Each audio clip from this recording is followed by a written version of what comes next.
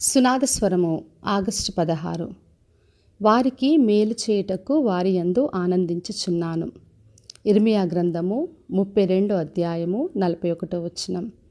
మన దేవుడు మనకు మేలు చేటి యందు ఆనందించే దేవుడై ఉన్నాడు. అదే ఈ రోజున వాగ్దానం చేస్తున్నాడు. మరి ఇశ్రాయేలు ప్రజలందరూ కూడా చెరలోకి వెళ్ళారు, చెదరగొట్టబడ్డారు.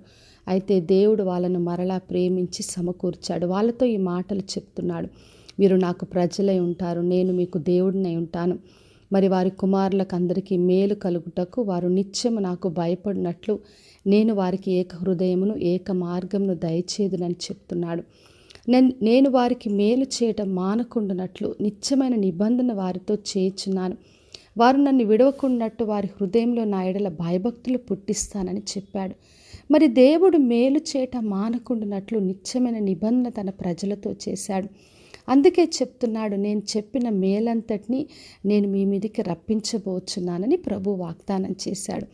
మరి మన దేవుడు మనల్ని క్షమించే దేవుడు, ప్రేమించే దేవుడు, మనకు నిత్యమైన నిబంధన ఇచ్చి మనకు దేవుని పట్ల భయభక్తులు పుట్టించి మరి మనకు మేలు చేయటందు ఆయన ఆనందిస్తాడు.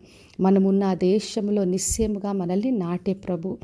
అందుకే మనము దేవుని పైన ఆధారపడాలి. మరి ఆయన నుండి మేలు పొందుకోవాలి. నిత్యం ఆయన యందు ఆశ్రయించి కనిపెట్టాలి.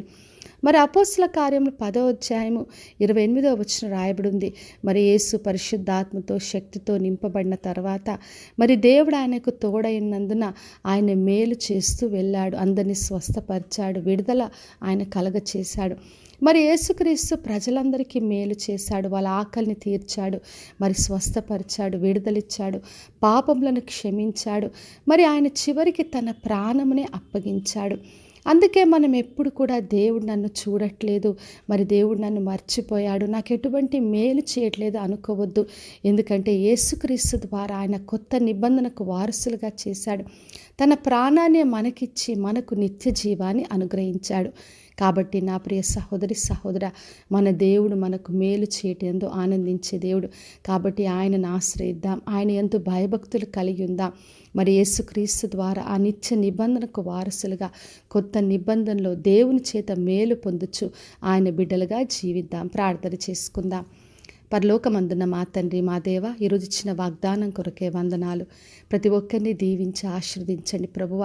వారందరికీ తండ్రి మీరు మేలు చేయండి. మీరు మేలు చేయటందు ఆనందించే ప్రభు అని ప్రతి ఒక్కరు తండ్రి రుచి చూసి తెలుసుకొనిలాగున మీ కృపను అనుగ్రహించమని యేసు నామములో అడిగి వేడుకొంచున్నాను తండ్రి, ఆమెన్. ఈ శుభవచనము వినిచున్న ప్రతి ఒక్కరి జీవితంలో నెరవేర్చబడునుగాక. నేను మీ ప్రియ సహోదరి మంజులాచరణ్.